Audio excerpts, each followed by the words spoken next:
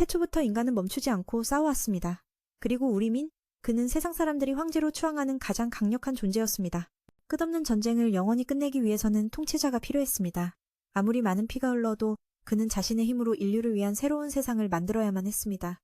상대가 아무리 뛰어나도 이 남자 앞에선 오직 하나의 결말뿐, 그것은 죽음이었습니다. 많은 이들이 민을 악마라 부르며 무고한 자들의 목숨을 앗아갔다고 비난했지만 중요한 건 평화를 되찾는 것이었습니다. 폭격이 쏟아지고 그 속에서 사람들의 비명은 하늘을 찔렀습니다. 가장 강력한 왕에 대한 전설이 다시 쓰여졌습니다.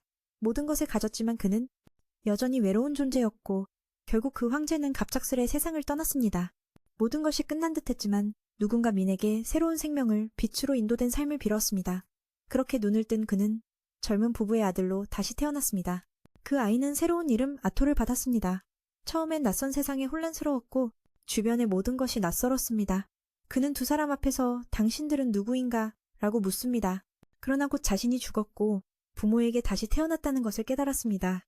전생에 무수한 승리를 거둔 자가 이제 갓 태어난 아이의 몸에서 고군분투하고 있는 모습은 놀라웠습니다. 민의 어머니는 앨리스, 아버지는 존입니다.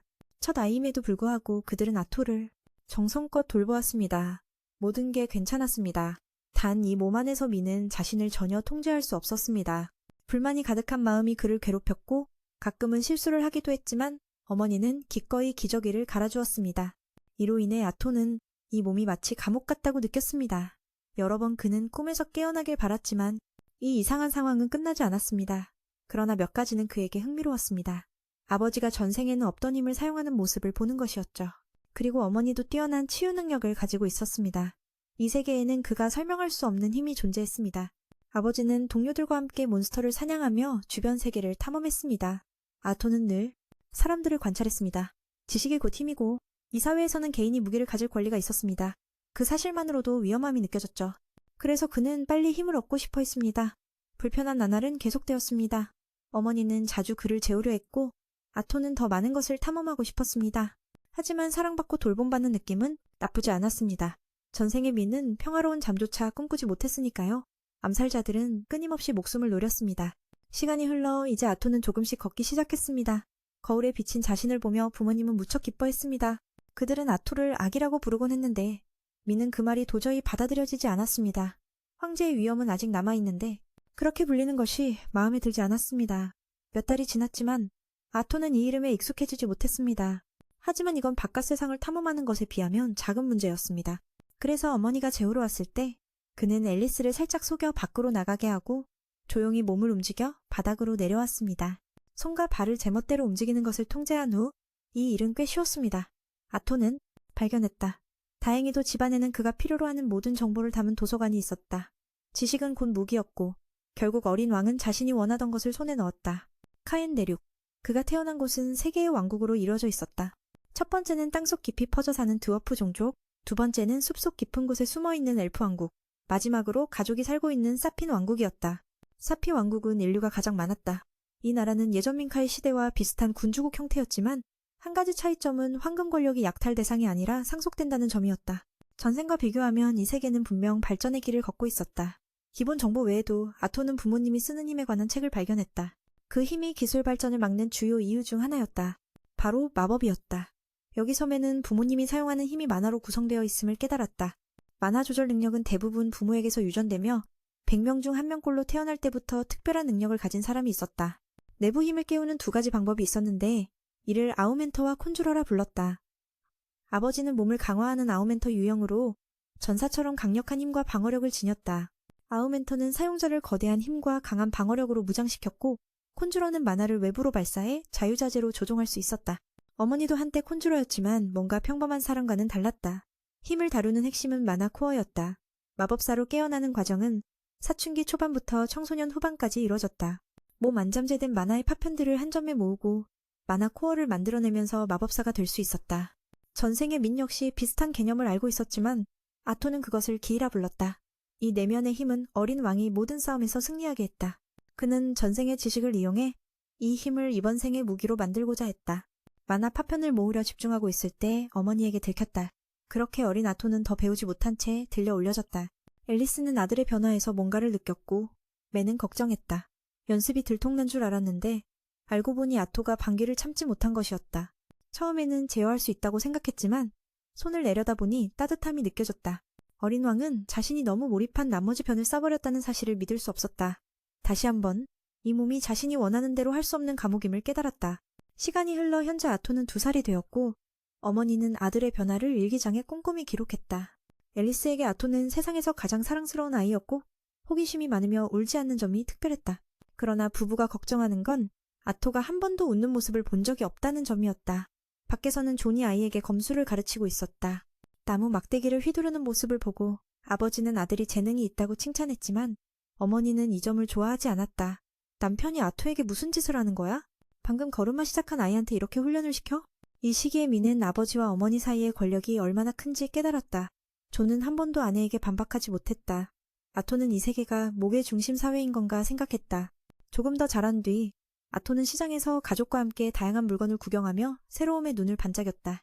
그는 기쁨에 소리를 질렀고 어머니는 그 뜻을 이해해 아들의 소원을 다 들어주었다. 무기들을 통해 어린 왕은 이 나라의 기술 발전 정도를 평가할 수 있었다. 또한 전생에는 없던 여러 가지 물질이 존재했다.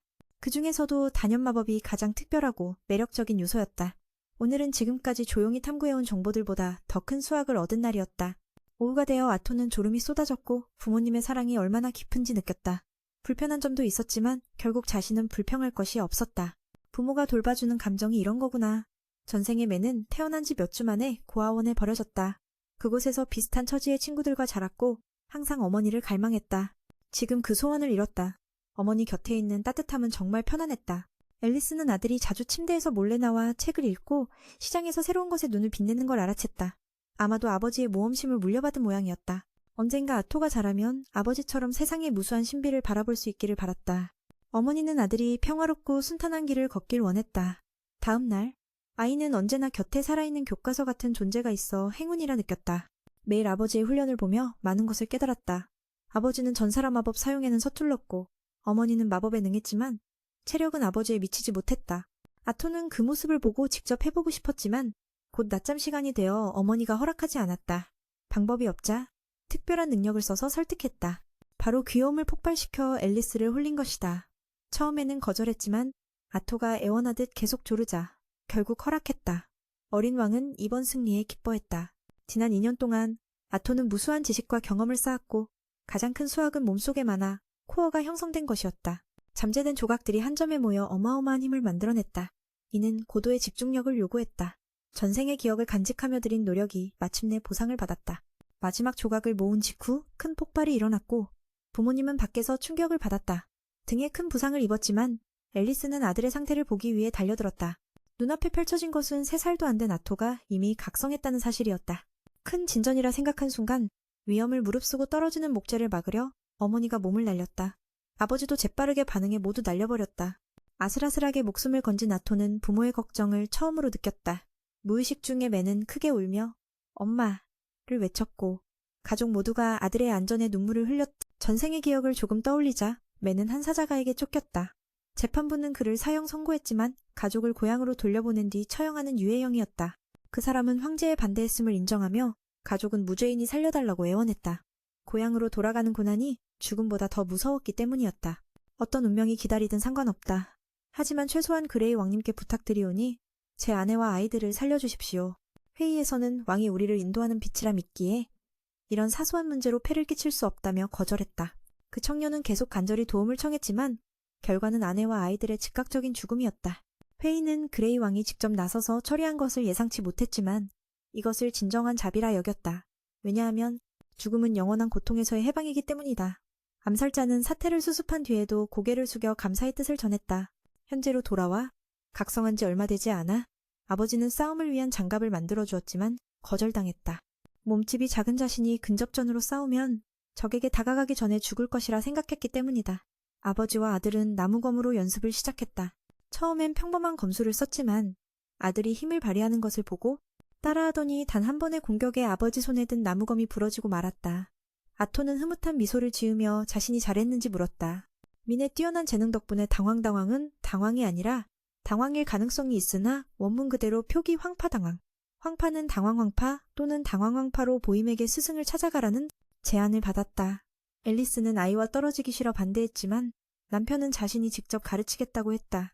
처음엔 도인원도 인호는 도인원으로 표기도 그렇게 생각했지만 아들의 재능이 너무 뛰어나 자신이 그 잠재력을 다 끌어내기 어렵다고 걱정했다.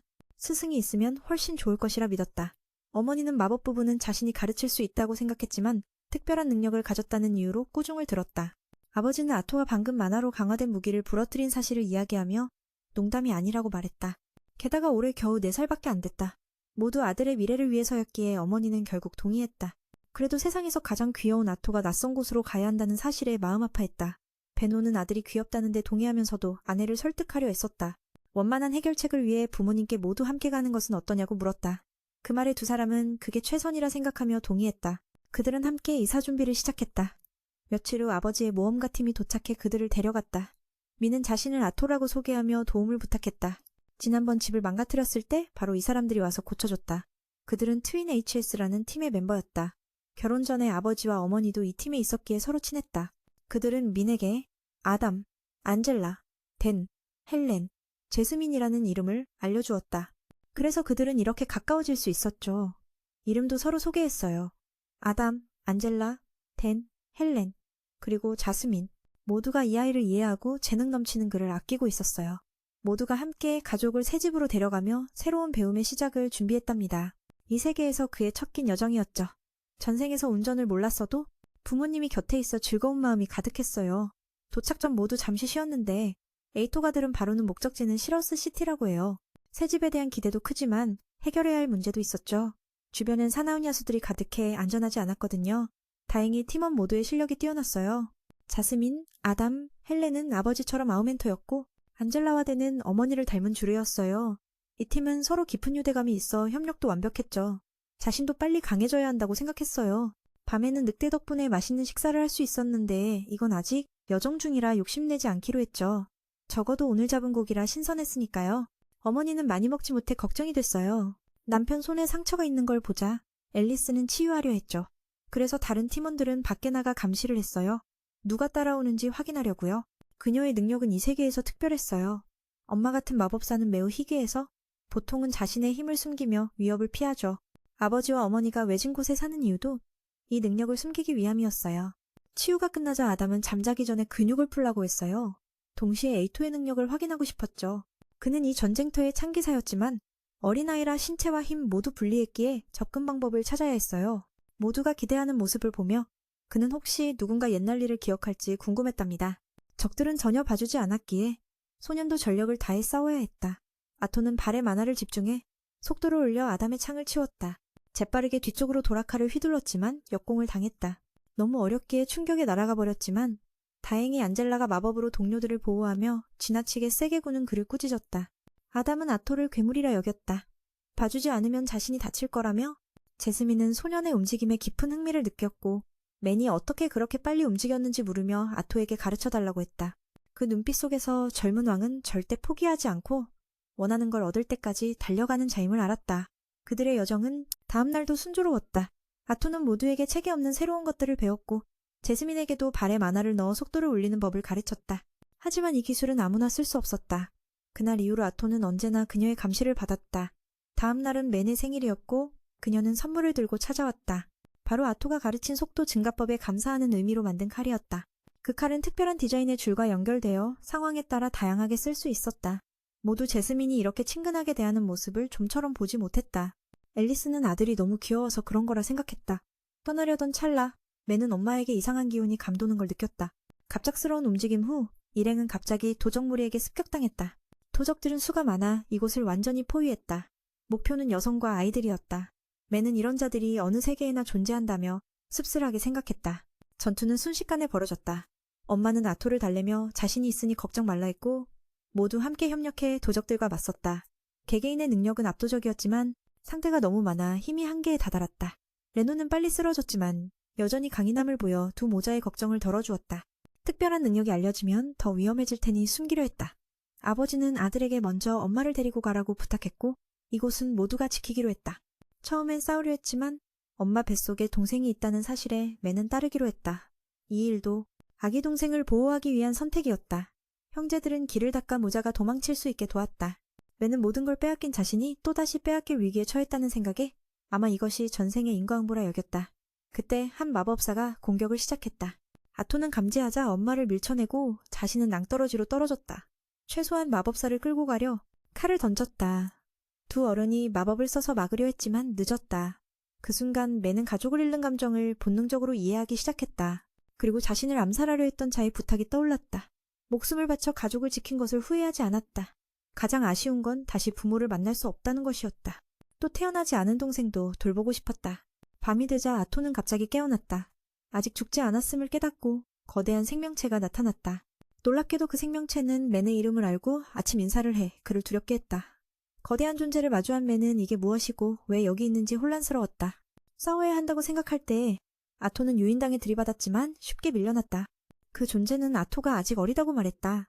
자신은 맨이 동맹이라며. 그리고 과일이 익은 곳으로 걸어가 아토에게 먹으라 했다. 겁에 질린 아토는 그게 누구인지 몰라 일어나 말을 하려 했지만 몸이 말을 듣지 않았다. 낙하로 몸이 거의 부서졌지만 다행히 목숨은 붙어 있었다. 그는 감사했다. 검은 생명체는 제대로 먹지 않으면 질문에 답하지 않겠다고 했다. 아토는 황금색 잘 익은 과일을 집어들고 씹기 시작했다. 그는 지금 부모님이 어떻게 되었는지 알고 싶었다. 그 존재는 밖으로 나갈 수 없어 소식을 알 수 없다 했지만 먼 곳을 볼 수 있는 능력이 있어 두 사람이 아직 살아있다고 확신했다. 그 말을 들은 맨은 크게 안도했다. 아토는 엄마와 태어나지 않은 동생을 지켰다는 생각에 눈물을 흘렸다. 괴물 같은 몸의 할머니에게 감사를 표했고 그녀는 자신의 이름이 실비아라고 알려주었다. 잠깐 떠오른 기억 속에 두 여자가 있었지만 곧 사라졌다. 그렇게 며칠이 흘렀지만 남자 주인공은 완전히 나아지지 않았다. 집에 빨리 돌아가고 싶어서 실비아의 말을 잘 따랐다. 그러나 이곳은 야생동물과 무법자들이 득실거리는 숲 가장자리였다. 다행히 실비아는 맨을 위해 강해질 수 있는 훈련법을 준비했다. 혼자서 위험에 맞설 힘을 키우고 공간을 찢고 탈출하는 데 드는 체력 소모를 줄이는 방법이었다. 맨은 순순히 훈련을 시작했다. 스승을 찾으러 가던 길에 이런 훈련을 받는 것도 나쁘지 않았다. 이상한 점은 실비아가 자신의 과거를 전혀 이야기하지 않는 것이다. 기괴한 괴물이지만 맨은 몇 번이나 두려움을 느꼈다. 아마 그녀는 강력한 존재와 싸워 다친 상처가 있을 것이다. 외모와 달리 그녀는 따뜻했고 마치 어머니 같았다. 체력과 정신력 훈련은 엄청난 만화를 뿜어내 실비아를 만족시켰다. 그녀는 맨에게 이렇게 할 수 있느냐고 물었고 아토는 놀랐다. 그녀는 마법을 쓰면서 동시에 만화를 집중해 마치 날면서 연료를 보충하는 듯했다. 사람들은 만화에 대해 편견이 있어 에너지를 집중하고 사용하는 걸 따로 분리해야 한다고 생각한다. 실비아에 따르면 인간을 제외한 다른 생명체는 모두 이렇게 할 수 있으며 특히 마나비스라는 괴물 종족은 마법을 쓰는 일이 숨쉬는 것만큼 자연스럽다고 했다. 그녀가 맨에게 이 힘을 원하냐 묻자 소녀는 당연히 동의했지만 곧 시험에 부딪혔다. 그 도전 앞에서 맨의 여정은 또 다른 깊이를 향해 나아가기 시작했다. 이 힘을 얻은 후에 무엇을 하고 싶은지 물었다. 젊은 왕의 머릿속에는 부모님이 도적에게 희생당한 장면이 떠올라 분노가 끓어올랐다. 입에서 나온 말은 자신에게 소중한 것을 빼앗은 자들에게 죽음을 내리겠다는 다짐이었다. 이것이 바로 전생의 그의 성격이기도 했다. 그러나 신비아는 그에게 한 대를 내리쳐 정신을 차리게 했고 아토는 아직 부족하다며 가르치지 않겠다고 선언했다. 특히 방금처럼 원한에 가득 찬 얼굴을 짓는 아이에게는 더욱더. 그는 반박하며 적을 이기는 것이 잘못된 것이냐고 말했다. 전생에도 늘 그렇게 해왔기에 정상에 설 수 있었다고. 노인은 그의 머릿속에 오직 남을 이기는 생각만 가득한 것을 보고 정말로 기쁨을 느끼는지 물었다. 신비아는 방금 그가 맞았다고 생각하며 손은 적을 쉽게 찢을 수 있지만 동시에 부드럽게 만질 수도 있다고 말했다. 아이는 어떤 쪽을 더 좋아하냐고 묻자 아토는 땀을 흘리며 부드러운 쪽을 원한다고 대답했다. 분노와 원한은 쉽게 폭발하고 불필요한 폭력을 낳으며 그 순간은 시원할지 몰라도 결국 원한만 더 키울 뿐이다. 그녀는 자신의 생명이 그런 존재를 돕는 것을 원하지 않았다. 그 순간 미는 신비아가 모든 것을 손바닥 안에 쥐고 있는 듯한 느낌을 받았다. 다시 처음 질문으로 돌아가 힘을 얻은 후 무엇을 할 것인지 물었을 때 이번에는 부모님과 모두에 대한 아름다운 기억이 떠올랐다. 젊은 왕은 사랑하는 이들을 지키고 싶다고 말했다.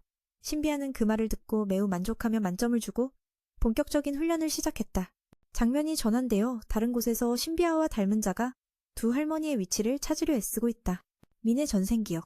그때 이미 권력을 쥐고 있음에도 불구하고 그레이 왕은 최고위원회의 통제를 받았다. 그는 명목상의 왕일 뿐 전쟁 도구에 불과했다.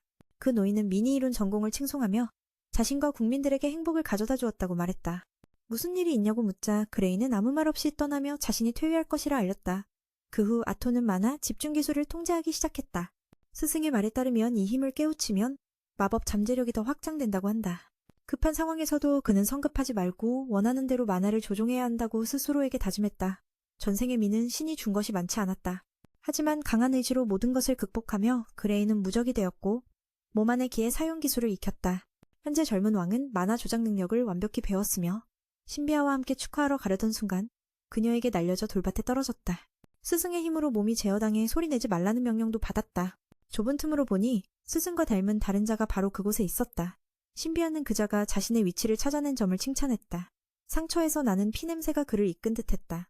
그 자는 상대를 따라오라 명령했지만 쉽지 않았다. 곧바로 공격해 신비아를 제압하려 했으나 그녀는 파괴의 구슬을 막았으나 아직 상처가 완치되지 않아 힘이 떨어졌다. 신비아는 텐이 안심하도록 텔레파시로 자신은 괜찮다고 전했다. 전생의 미는 신에게 많은 축복을 받지 못했죠. 하지만 강한 의지가 모든 걸 이겨내게 해 그레이를 무적의 존재로 만들었고 몸속기를 다루는 기술도 익혔어요. 지금까지 젊은 왕은 신비하게 만화를 조절하는 능력도 배웠답니다. 축하하러 스비아에게 달려갔지만 그녀에게 쫓겨 바위밭에 내던져졌죠. 스승의 힘에 몸이 억눌려 소리조차 낼 수 없었어요. 좁은 틈으로 보니 스승과 닮은 누군가가 바로 그곳에 있었죠. 스비아는 그가 자신의 위치를 찾아낸 걸 칭찬했어요. 상처에서 흐르는 피냄새가 그를 이끌었나 봐요. 그는 상대를 따라오라 했지만 쉽지 않았죠. 듣자마자 그는 공격을 퍼부으며 스비아를 제압하려 했어요. 그녀는 파괴구를 막았지만 아직 상처가 아물지 않아 완전히 강하지는 않았어요. 맨을 안심시키기 위해 스비아는 텔레파시로 자신이 괜찮다고 전했죠. 그러니 움직이지 말라 했어요. 상대와 마지막 한판을 벌이려 스비아는 한계를 뛰어넘었고 그 결과 새로운 모습이 태어났어요. 무서운 괴물에서 지금껏 본 적 없는 아름다운 존재로 변신했죠. 드래곤의 숨결은 강력했지만 상대를 다치게 하진 못했어요. 그는 힘을 너무 많이 쓰면 자신도 피해를 본다 경고했죠. 스비아는 신께 이미 행복한 삶을 살았다고 말하며 개의치 않았어요. 물론 맨을 돌보지 못해 아쉬움도 살짝 있었지만요. 상대는 분해하며 여러 파괴구를 던졌고 흰용은 피해를 줄이려 몸을 피했답니다.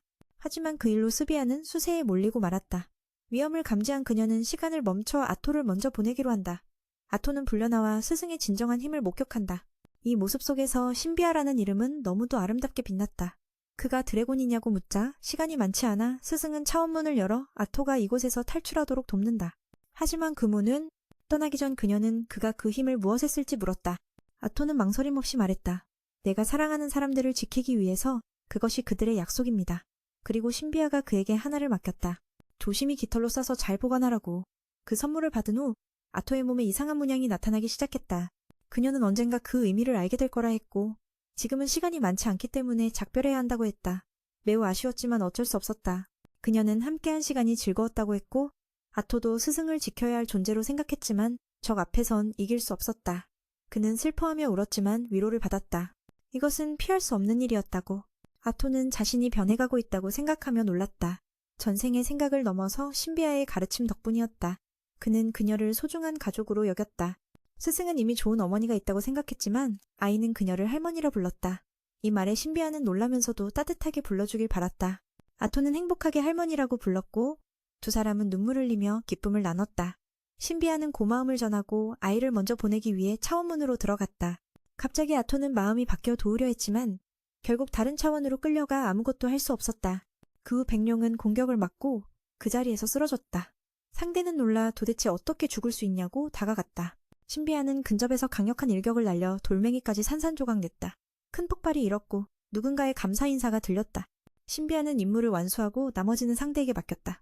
차원문 안에서 그는 할머니의 목소리를 들으며 슬퍼했다. 떠나는 것은 피할 수 없는 일이었고 이 세상은 슬픔으로 가득하다고. 그는 이 슬픔이 웃음으로 바뀌길 바랐다. 자신은 불가능하다고 생각했지만 신비아는 미래에 그럴 수 있을 거라 믿었다. 그것이 신비아의 소원이고 아토도 따랐다. 마지막 순간 그녀는 그가 해낼 거라 확신했다. 자신은 최고왕이지만 마음이 과거처럼 분노와 증오에 빠지지 말라고 당부했다. 빛이 그의 새 삶을 비추길 기원했다. 그는 그레이 왕이라 불리며 모든 것을 깨닫기 시작했다. 아토는 낯선 곳에서 눈물을 흘리며 깨어났다. 신비아의 말을 이해했고 앞으로 세상을 아름답게 만들기 위해 노력할 것이다. 갑자기 누군가의 구조 요청이 들렸다. 아토는 말없이 힘을 모아 나무 위로 뛰어올라 주변을 살폈다. 그는 한 엘프 소녀가 인신매매범들에게 쫓기는 것을 보았다. 그들은 그녀가 가치가 높아 팔려갈 거라 생각했다. 그들은 목적을 달성하고 곧 떠났다. 이 장면은 아토에게 부모가 공격받던 기억을 떠올리게 했다. 하지만 신비아의 말이 그를 진정시켰고 부정적인 감정에 휘둘리지 않게 했다. 그는 범죄자들을 몰래 따라가 기회를 기다렸다. 해질녘이 되자 그들은 휴식을 취했다. 아토는 이대로 따라가면 도시로 돌아갈 수 있을지 몰랐다. 가장 중요한 것은 그들이 소녀에게 무슨 짓을 할지 몰라 최대한 빨리 도와야 한다는 점이었다. 그는 명상을 하며 어둠이 내리길 기다렸다. 밤이 되면 나쁜 사람들이 가장 방심할 테니까. 아토가 3마리의 늑대를 보니 이상하게도 그들이 순종했다. 마법 덕분이라 생각하고 그를 최대한 이용해 혼란을 일으켰다. 악당들은 전혀 눈치채지 못하고 다가왔다. 순간 아토가 한 명을 찔러 쓰러뜨렸고 그 덕에 다음 상대를 처리할 칼을 얻었다.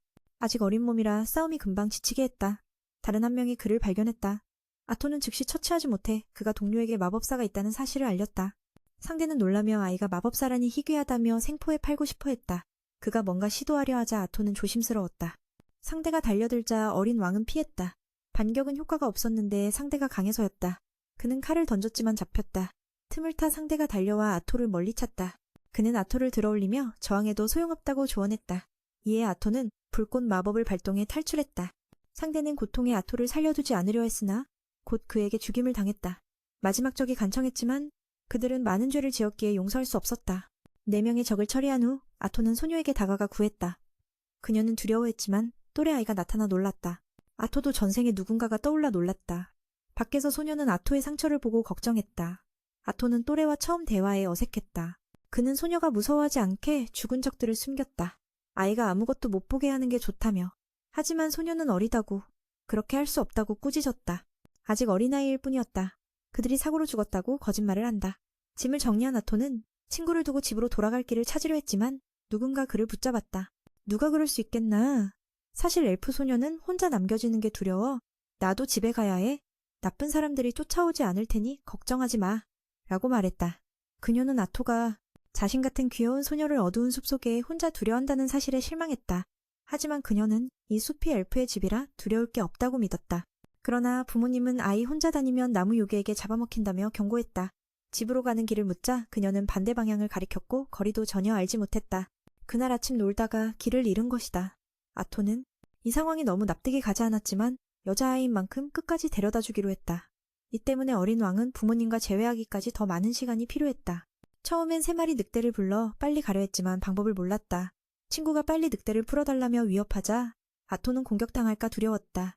그러나 그녀는 그 늑대들이 착하고 나쁜 사람들에게 이용당하는 도구일 뿐이라며 그들을 풀어주자 늑대들은 곧바로 떠났다. 아토는 그 모습을 보고 마음이 놓였다. 그렇게 둘은 집으로 가는 길을 함께했다. 다음날 아침 서로 인사를 나누며 친구가 테시아라는 이름임을 알게 된다. 둘 다 배가 고파서 납치범들의 음식을 끓여 수프를 만들었다. 맛은 별로였지만 말린 고기와 소금만으로도 견딜만했다. 채소가 조금만 더 있었으면 더 좋았을 것이다. 아토는 며칠 전 신비아가 정성껏 돌봐줬던 날들을 떠올리며 그녀를 구하지 못한 것에 마음 아파했다. 친구는 익숙하지 않은 음식이지만 힘내기 위해 참고 먹었다. 아토는 그동안 영양만 있으면 된다고 생각했지만 식사는 사람들을 이어주는 끈임을 깨달았다. 친구는 달콤한 걸 먹고 싶다고 했다. 역시 아이답고 그 점이 테시아를 더욱 사랑스럽게 만들었다. 아토는 왜 이수벨 사이에 왔냐고 묻자 가족과 헤어져서 왔다고 했다. 둘 다 길을 잃은 처지라 서로 위안이 되었다. 어린 왕은 엘프 나라에서 사람들이 어떻게 사는지 물었고 테시아는 그곳이 매우 즐겁다고 답했다. 하지만 부모님은 바빠서 자주 할아버지와 하인과 놀아야 했다. 길을 가는 중 귀엽고 작은 생물들을 만났다. 아토는 자주 나무에 올라 멀리 관찰했다. 목적지는 아직 멀어 보였다. 둘은 엘레나에 대한 단서 없이 계속 걸었다. 테시아 주변에 날아다니는 반딧불이들이 보이자 그녀는 이곳에 신기한 생물이 많다고 했다. 사람들은 반딧불이로 신호를 보내거나 놀기도 한다고. 어린 왕은 그게 아이들의 놀이 방법이라는 생각을 했다. 계속 가는 동안 테시아는 만화를 각성하면 스승을 따라 배우러 간다고 했다. 아토는 학교가 없는지 궁금했지만 테시아는 모른다고 했다. 아마도 이 세계는 아직 학생들을 위한 학교가 발전하지 않은 것 같았다. 갑자기 아토는 늑대 한 마리가 쫓아오는 걸 발견하고 걱정했다. 저녁에 울음소리가 들리자 아토는 위험을 줄이려면 늑대를 죽였어야 했다고 생각했다. 친구에게 안으로 들어가 자자고 했지만 그녀는 거절했다. 아토는 밖에서 지켜야 했다. 그는 신비아가 준 알이 어떤 종류인지 궁금했다. 잠시 후 테시아가 들어오라며 자신의 아버지가 아들과 자면 안 된다고 했지만 자신이 구해줘서 옆에 누워있게 허락했다고 했다. 아토는 처음엔 졸리지 않다며 거절했지만 친구는 그가 밖에 있으면 나쁜 사람이 발견할 것이라며 설득했다. 아토는 친구가 귀신을 무서워한다는 걸 깨닫고 안으로 들어갔다. 테시아는 이게 둘 모두의 안전을 위한 것이라며 화장실 가고 싶으면 깨워 같이 가자고 했다. 둘은 아토가 인간 왕국에서 왔다는 이야기를 나눴다. 테시아는 그곳 남자들은 모두 변태이고 아내가 많다는 이야기에 충격을 받았다. 왜 아는지 묻자 아버지가 말했다고 했다. 하지만 아토는 엘프도 변태가 있을 거라며 테시아가 변태 뜻을 아는지는 확신하지 못했다. 인간은 모두 다처제가 아니며 부유하거나 귀족만 그렇다고 설명했다. 이야기가 끝나자 친구는 곧 잠들었다. 아토는 여동생이 있다면 이런 느낌일 거라 생각했다. 다음날 둘은 새로운 시련을 극복했다. 다행히 테시아는 납치 사건을 완전히 잊었다. 강을 건널 때마다 아토가 그녀를 업었다. 그러다 갑자기 몸속 많아 핵에서 참을 수 없는 고통이 치밀어 올랐다. 테시아는 걱정에 약초를 찾으러 갔다. 아토는 나무에 기대어 쉬었지만 통증은 줄지 않았다. 걱정시키기 싫어 말하지 않았다. 그때 어제 늑대가 다가와 공격할 줄 알았는데 사냥한 멧돼지를 선물했다. 친구는 그녀는 왜 그런 것을 알았는지 물어보았다. 작고 귀여운 그녀는 그가 이야기한 적이 있다고 말했다. 하지만 그에 따르면 엘프족에도 이상한 사람들은 있을 것이라고.